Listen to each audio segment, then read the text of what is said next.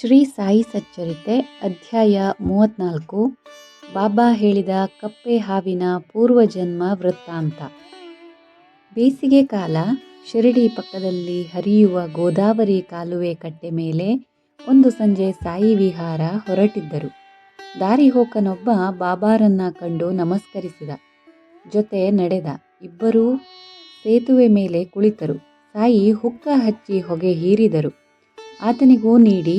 ಇಷ್ಟರಲ್ಲಿ ಹಾವಿನ ಬಾಯಿಗೆ ಸಿಕ್ಕ ಒಂದು ಕಪ್ಪೆ ಜೀವಭಯದಿಂದ ಕೂಗಿದ ಕೀಚು ಕೀಚು ಧ್ವನಿ ಕೇಳಿಬಂದಿತು. ಆ ದಾರಿಹೋಕ ಶಬ್ದ ಬಂದತ್ತ ತಿರುಗಿ ನೋಡಿದ. ಬಾಬಾ, ನಾಗರ ಹಾವು ದೊಡ್ಡ ಕಪ್ಪೆಯೊಂದನ್ನು ಹಿಡಿದಂತಿದೆ. ಆ ಕಪ್ಪೆ ಸಾವಿನ ದವಡೆಯಲ್ಲಿದ್ದರೂ ಹೇಗೆ ಚೀರಿ ಅಳುತ್ತಿದೆ ನೋಡಿ ಎಂದ. ಏನು, ರಕ್ಷಿಸಲು ನಾನಿಲ್ಲವೇ? ಆ ಹಾವು ಆ ಕಪ್ಪೆಯನ್ನು ಹೇಗೆ ಕಬಳಿಸಿತು? ನನ್ನನ್ನು ಆಶ್ರಯಿಸಿದವರನ್ನು ಕಾಪಾಡದೆ ಬಿಡುವೆನೆ? ಆ ಕಪ್ಪೆಯನ್ನು ಹೇಗೆ ಸಾವಿನ ದವಡೆಯಿಂದ ಪಾರಾಗಿಸುವೆನೋ ನೀನೇ ನೋಡುವೆಯಂತೆ, ಬಾ ಎಂದು ಬಾಬಾ ಆ ಧ್ವನಿ ಬಂದತ್ತ ಹೋದರು. ಆತನು ಅನುಸರಿಸಿದ. ಬಾಬಾ ಕಟ್ಟೆ ಇಳಿದು ಆ ಹಾವನ್ನು ಸಮೀಪಿಸಲು ಹೋದಾಗ, ಬಾಬಾ, ಅಪಾಯ ತಿಳಿದು ಹಾವನ್ನು ಸಮೀಪಿಸುತ್ತಿರುವಿರಲ್ಲ, ಅದು ಮೊದಲೇ ನಾಗರ ಹಾವು, ಮೇಲೆ ಬಿದ್ದೀತು, ಮತ್ಸರವಿಟ್ಟು ಹಿಂದೆ ಬೀಳಲೂಬಹುದು ಎಂದಾತ ಆತಂಕ ವ್ಯಕ್ತಪಡಿಸಿದ. ಆದರೆ ಬಾಬಾ ಹಿಂಜರಿಯಲಿಲ್ಲ. ಆತ ನೋಡುತ್ತಿದ್ದಂತೆಯೇ ಆ ಹಾವನ್ನು ಉದ್ದೇಶಿಸಿ ಗಟ್ಟಿಯಾಗಿ ಕೂಗಿ ಹೇಳಿದರು. ಲೋ ವೀರಭದ್ರಪ್ಪ, ಹಾವಾಗಿ ಹುಟ್ಟಿದರೂ ನಿನಗಿನ್ನೂ ಕ್ರೌರ್ಯ ಹೋಗಲಿಲ್ಲವೇ? ಚೆನ್ನಬಸಪ್ಪ, ಕಪ್ಪೆಯಾಗಿ ಹುಟ್ಟಿದರೂ ಇನ್ನೂ ವೀರಭದ್ರಪ್ಪನನ್ನು ಮರೆಯಲಿಲ್ಲವೇ? ಹೀನ ಜನ್ಮಕ್ಕೆ ನಾಚಿಕೆ ಇಲ್ಲವೇ? ಯಾವಾಗ ನಿಮಗೆ ಬುದ್ಧಿ ಬರುತ್ತೋ? ಚೀಚಿ, ತೊಲಗಿ ಆಚೆ, ಇನ್ನಾದರೂ ಬುದ್ಧಿ ಕಲಿತು ಬದುಕಿರಿ, ಬಾಬಾ ಕೈಯೆತ್ತಿ ಗದುರಿದರು. ಈ ಮಾತನ್ನು ಕೇಳುತ್ತಿದ್ದಂತೆಯೇ ಆ ಹಾವು ಕಪ್ಪೆಯನ್ನು ಬಿಟ್ಟು ಬಿಟ್ಟಿತು. ಸರಸರನೆ ಹರಿದು ಕಾಲುವೆಯಲ್ಲಿ ಬಿದ್ದಿತು. ಕಪ್ಪೆ ಪಕ್ಕದಲ್ಲಿದ್ದ ಪೊದೆಯೊಳಗೆ ನುಗ್ಗಿತು. ಆತ ಬೆರಗಾಗಿ ಅರ್ಥವಾಗದೆ ಬಾಬಾರತ್ತ ನೋಡಿದ. ಬಾಬಾ, ಏನಿದು ವಿಚಿತ್ರ? ವೀರಭದ್ರಪ್ಪ ಹಾವು, ಕಪ್ಪೆ ಚೆನ್ನಬಸಪ್ಪನೇ ಹೆಸರು ಹಿಡಿದು ಕರೆದರಲ್ಲ, ಇದರಲ್ಲಿನ ವಾಸ್ತವ ಏನು ಹೇಳಿರಿ ಎಂದ. ಮಗು, ಇವರಿಬ್ಬರ ವಿರೋಧ ನಿನ್ನೆ ಮೊನ್ನೆಯದಲ್ಲ, ಜನ್ಮಾಂತರದ್ದು. ಜನ್ಮಗಳು ಬದಲಾದರೂ ಬುದ್ಧಿಗಳು ಬದಲಾಗಲಿಲ್ಲ. ಅವರು ಮಾಡಿದ ಕರ್ಮಫಲ ಅವರು ಅನುಭವಿಸಿಯೇ ತೀರಬೇಕು. ದುರಹಂಕಾರದಿಂದ ಪಾಪ ಪುಣ್ಯಗಳ ವಿಚಕ್ಷಣೆ ಮರೆತು ನಡೆದುಕೊಳ್ಳುತ್ತಾರೆ. ಜನ ಕೇಳು. ಪೂರ್ವದಲ್ಲಿ ನನ್ನ ಕುಟೀರದ ಸಮೀಪ ಶಿಥಿಲವಾದ ಶಿವಾಲಯ ಒಂದಿತ್ತು. ಗ್ರಾಮಸ್ಥರೆಲ್ಲ ಒಟ್ಟಾಗಿ ಆ ದೇವಾಲಯವನ್ನು ದುರಸ್ತಿ ಮಾಡಿಸುವ ಉದ್ದೇಶದಿಂದ ಶಕ್ತಿ ವಂಚನೆಯಿಲ್ಲದೆ ಶ್ರಮಿಸಿದರು. ಹಣ ಸಂಗ್ರಹ ಮಾಡಿದರು. ಆ ಶಿವನ ದಯವೋ ಏನೋ 50,000 ವಸೂಲಾಯಿತು. ದೇವಾಲಯದ ಪುನರ್ನಿರ್ಮಾಣಕ್ಕಾಗಿ ಗ್ರಾಮದ ಹಿರಿಯರು ಕೂಡಿ ಒಂದು ಸಮಿತಿ ಮಾಡಿದರು. ಸಂಗ್ರಹವಾದ ಹಣವನ್ನೆಲ್ಲ ಆ ಊರಿನ ಧನಿಕ ಮತ್ತು ಹಲವರಿಗೆ ಬೇಕಾದ ವ್ಯಕ್ತಿಯಾಗಿದ್ದ ಆತನ ಕೈಗಿತ್ತರು. ಖರ್ಚು ವೆಚ್ಚಗಳ ಪಟ್ಟಿ ತಯಾರಿಸುವ ಹೊಣೆ, ದೇವಾಲಯದ ನಿರ್ಮಾಣದ ಜವಾಬ್ದಾರಿ ಆತನಿಗೆ ವಹಿಸಿದರು. ಒಮ್ಮೆಲೆ ಅಷ್ಟು ಹಣ ತನ್ನ ಕೈಗೆ ಬರಲು ಧನಿಕ ಹಿರಿ ಹಿಗ್ಗಿದ. ಆ ಶಿವನ ಸ್ಮರಿಸಿ ನಕ್ಕ. ತಿಂಗಳುಗಳು ಉರುಳಿದವು. ದೇವಾಲಯದ ಕಾರ್ಯ ಕಿಂಚಿತ್ತೂ ನಡೆಯಲಿಲ್ಲ. ಗ್ರಾಮದ ಹಿರಿಯರು ಧನಿಕನನ್ನ ಒತ್ತಾಯಿಸಿದರು. ಆತ ನಯವಾದ ಮಾತುಗಳನ್ನಾಡಿ ಕಾಲ ಕಳೆಯತೊಡಗಿದ. ತನ್ನ ಸ್ವಂತ ಗಾಡಿ ಬಳಸಿ ಕೆಲಸಕ್ಕೆ ಬಾರದ ಕಲ್ಲು, ಮಣ್ಣು, ಮುರಿದ ಇಟ್ಟಿಗೆಗಳನ್ನು ಸಾಗಿಸಿ ಅಲ್ಲಲ್ಲಿ ಗುಡ್ಡೆ ಹಾಕಿಸಿದನಲ್ಲದೆ ಬೇರೆ ಏನೂ ಮಾಡಲಿಲ್ಲ. ವರ್ಷ ಉರುಳಿತು. ಶಿವರಾತ್ರಿಯ ದಿನ ಶಿವಾಲಯದಲ್ಲಿ ಹಿರಿಯರೆಲ್ಲ ಸಭೆ ಸೇರಿದರು. ಆ ಧನಿಕನನ್ನು ಪ್ರಶ್ನಿಸಿದರು. ಆತ ತುಂಬ ಚತುರ, ಬುದ್ಧಿವಂತ. ಆ 50,000 ಕಲ್ಲು, ಮಣ್ಣು, ಇಟ್ಟಿಗೆ ಖರ್ಚಾಗಿದೆ ಎಂದು ತಿಳಿಸಿದ. ಆ ಗ್ರಾಮದಲ್ಲಿ ಆತನನ್ನು ಎದುರಿಸಿ ಮಾತನಾಡುವವರಿಲ್ಲ. ಮೋಸವರಿಯದ ಗ್ರಾಮಸ್ಥರು ಮರು ಮಾತಾಡಲಿಲ್ಲ. ಪುನಃ ಚಂದ ಎತ್ತಿದರು. ಆತನ ಕೈಗೆ ಕೊಟ್ಟರು. ನಮ್ಮ ಕೈಲಾಗಿದ್ದಿಷ್ಟು. ನೀವು ದೈವಭಕ್ತಿ ಇರೋರು. ಆ ಶಿವನ ಕೃಪೆ ನಿಮ್ಮ ಮೇಲೆ ಸಂಪೂರ್ಣವಾಗಿದೆ. ಬಡವರ ಮಧ್ಯೆ ಪರಿಸರದಲ್ಲಿ ಧನಿಕರಾಗಿ ಮಿನುಗೋರು ನೀವೇ. ಉಳಿದೆಲ್ಲವೂ ನಿಮ್ಮದೇ. ದೇವಾಲಯದ ಪುನರೋದ್ಧಾರ ನಿಮ್ಮದೇ ಎಂದು ಕಳಕಳಿಯಿಂದ ಕೇಳಿಕೊಂಡರು. ಮತ್ತೆ ತನ್ನ ಕೈಗೆ ಬಂದ 10,000 ಕಂಡು ಕಿರುನಗೆ ನಕ್ಕ ಧನಿಕ, ಇದು ಯಾವ ಮೂಲೆಗೆ? ನಾನೇನೂ ಮಾಡಲಾರೆ, ಇರಲಿ, ಎಲ್ಲವೂ ಆ ಮಹಾದೇವನ ಕೃಪೆ ಎಂದಿದ್ದ. ಈತ ಪರಮಲೋಭಿ. ಹೊಟ್ಟೆ ತುಂಬ ಊಟ ಸಹ ಮಾಡುತ್ತಿರಲಿಲ್ಲ. ಈತನಿಗೆ ಮಕ್ಕಳಿರಲಿಲ್ಲ. ಹೆಂಡತಿಯ ಹೊರತು ನನ್ನವರು ಅನ್ನೋರು ಬೇರೆ ಯಾರೂ ಇಲ್ಲ. 10 ಲಕ್ಷಕ್ಕೂ ಹೆಚ್ಚು ಹಣವಿದೆ. ದಯಾ ದಾಕ್ಷಿಣ್ಯಗಳಿಲ್ಲ. ಒಳಿತು ಕೆಡುಕುಗಳಿಲ್ಲ. ಪಾಪ ಭೀತಿ ಇಲ್ಲ. ಕಾಠಿಣ್ಯ ವಿನಃ ಅನುಕಂಪ ಕಂಡರಿಯ. ವಂಚನೆಯ ಹೊರತು ಒಳ್ಳೆಯತನ ಗೊತ್ತಿಲ್ಲ.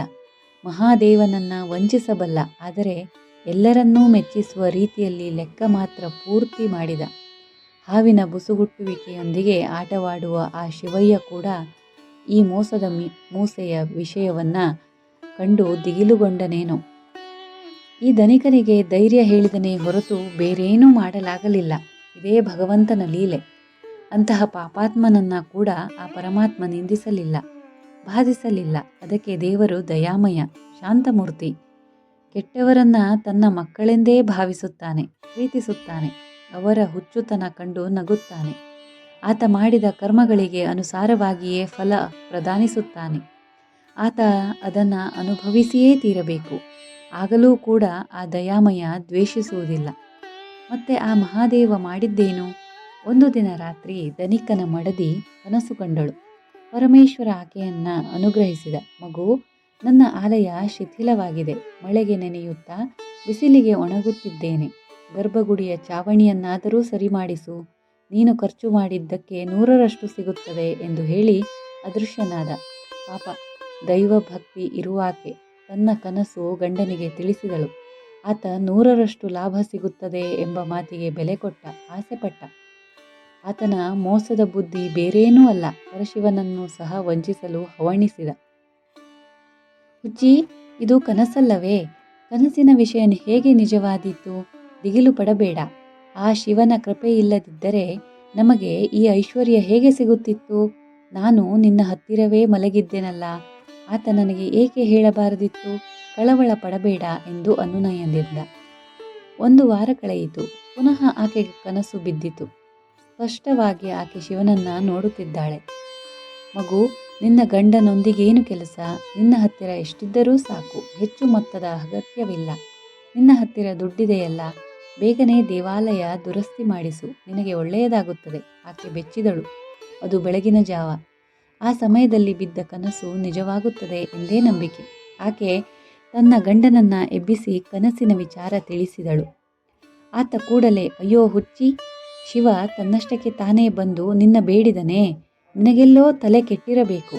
ಆ ಒಳಿತೇನೋ ಮೊದಲು ತೋರಿಸುವಂತೆ ಕೇಳದೆ ಹೋದೆಯಾ?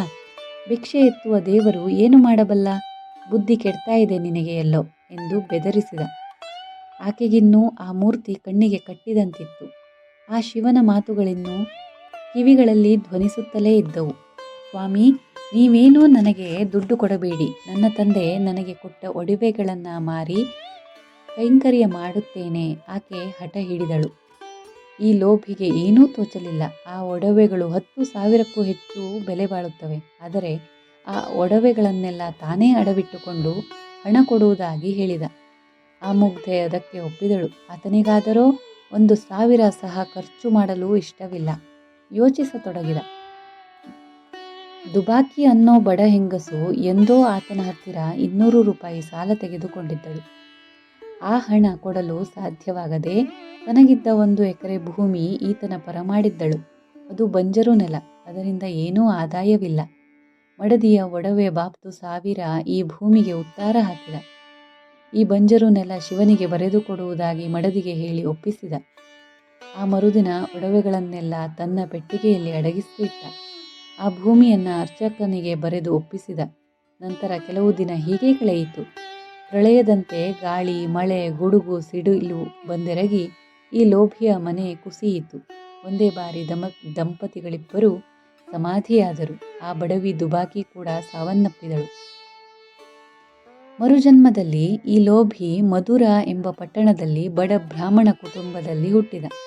ಈತನೇ ವೀರಭದ್ರಪ್ಪ. ಲೋಭಿಯ ಮಡದಿ ಅರ್ಚಕನ ಮಗಳಾಗಿ ಹುಟ್ಟಿದಳು. ಈಕೆಯ ಹೆಸರು ಗೌರಿ. ಅರ್ಚಕ, ಆತನ ಮಗಳು ಗೌರಿ ನನ್ನ ಭಕ್ತರು. ಸದಾ ನನ್ನ ಹತ್ತಿರವೇ ಇರುತ್ತಿದ್ದರು. ಮಗಳಿಗೆ ತಕ್ಕ ವರನಿಗಾಗಿ ತಹತಹಿಸುತ್ತಿದ್ದ ನಾನು, ಹುಚ್ಚಪ್ಪ, ಯಾಕೀ ತೊಳಲಾಟ? ವರ ಹುಟ್ಟಿರುವನಲ್ಲ, ಹುಟ್ಟಬೇಕಾದ್ದಿಲ್ಲ. ಸಮಯಕ್ಕೆ ಆತನೇ ಬರುತ್ತಾನೆ, ಸಹನೆಯಿಲ್ಲದೆ ತೊಳಲಾಡುವೆ ಏಕೆ ಎಂದು ಸಂತೈಸಿದೆ. ಈ ವೀರಭದ್ರಪ್ಪ ಯಾಚನೆಗಾಗಿ ಒಂದು ದಿನ ಆ ಊರಿಗೆ ಬಂದ. ಅವರ ಕತೆ ನನಗೆ ಗೊತ್ತು. ಆದ್ದರಿಂದ ಗೌರಿಯನ್ನ ಆತನಿಗೆ ಕೊಟ್ಟು ವಿವಾಹ ಮಾಡಲು ಹೇಳಿದೆ. ಆ ಅರ್ಚಕ ನನ್ನ ಸಲಹೆ ಪಾಲಿಸಿದ. ವೀರಭದ್ರಪ್ಪನಿಗೆ ಜನ್ಮ ಬದಲಾದರೂ ಲೋಭಿತನ ನಶಿಸಲಿಲ್ಲ. ಆ ಬಡವಿ ದುಬಾಕಿ ಆಲಯದ ಮಾಲೀಕನ ಮಗನಾಗಿ ಜನಿಸಿದಳು. ಆತನ ಹೆಸರು ಚನ್ನಬಸಪ್ಪ. ವೀರಭದ್ರಪ್ಪ ಸಹ ನನ್ನೊಂದಿಗೆ ಪ್ರೀತಿಯಿಂದಲೇ ನಡೆದುಕೊಳ್ಳುತ್ತಿದ್ದ. ಆದರೆ ದಿನ ಕಳೆದಂತೆಲ್ಲ ಸಂಪಾದನೆ ಬಗ್ಗೆ ಆಸೆ ಅಧಿಕವಾಯಿತು. ಹೇಗಾದರೂ ಹಣ ಮಾಡಬೇಕು, ಕೂಡಿಡಬೇಕು ಎಂದು ನನ್ನನ್ನು ಕೃಪೆದೋರುವಂತೆ ಪೀಡಿಸತೊಡಗಿದ. ಇದ್ದಕ್ಕಿದ್ದಂತೆ ಕಾಲ ಬದಲಾಯಿತು. ಕೆಲಸಕ್ಕೆ ಬಾರದ ಎಕರೆ ಭೂಮಿಗೆ ಬೆಲೆ ಬಂದಿತು. ಲಕ್ಷ ರೂಪಾಯಿಗೆ ಮಾರಾಟ ಮಾಡಲಾಯಿತು. 50,000 ನಗದು ರೂಪದಲ್ಲಿ ಒಟ್ಟಾಗಿ ಕೊಡಲಾಯಿತು. ಉಳಿದ 50,000 ಕಂತಿನ ಪ್ರಕಾರ 2,000ದಂತೆ ಕೊಡಲು ಮಾತಾಯಿತು. ಪತ್ರ ಬರೆಯಲಾಯಿತು. ಆ ಹಣದ ಬಗ್ಗೆ ತಗಾದೆ ಏರ್ಪಟ್ಟಿತು. ನನ್ನ ಸಲಹೆ ಕೇಳಿದರು. ಆ ಭೂಮಿ ದೇವರಿಗೆ ಕೊಡಲಾಗಿದೆ, ಆದ್ದರಿಂದ ಅದು ಅರ್ಚಕರಿಗೇ ಸೇರುತ್ತದೆ. ಆ ಹಣ ಅರ್ಚಕನಿಗೆ ಆತನ ಮಗಳು ಗೌರಿಗೆ ಸೇರಬೇಕಾಗಿದೆ. ವೀರಭದ್ರನಿಗೆ ಈ ವ್ಯವಹಾರದಲ್ಲಿ ಸಂಬಂಧವಿಲ್ಲ ಎಂದು ಹೇಳಿದೆ. ಇದು ವೀರಭದ್ರಪ್ಪನಿಗೆ ಸರಿ ಅನಿಸಲಿಲ್ಲ. ಆತ ಸಿಟ್ಟಾಗಿ ಗೌರಿಯನ್ನು ವಂಚಿಸಿ ಆ ಹಣವನ್ನು ಅಪಹರಿಸಲು ಯತ್ನಿಸುತ್ತಿರುವುದಾಗಿ ನನ್ನನ್ನು ದೂಷಿಸತೊಡಗಿದ. ನಾನದಕ್ಕೆ ಜಗ್ಗಲಿಲ್ಲ. ಆ ದಿನ ರಾತ್ರಿ ಗೌರಿಗೆ ನಿದ್ದೆ ಬರಲಿಲ್ಲ. ತಡವಾಗಿ ಕಣ್ಣು ಮುಚ್ಚಿದಳು. ಶ್ರೀ ಸದಾಶಿವ ಕಾಣಿಸಿಕೊಂಡ.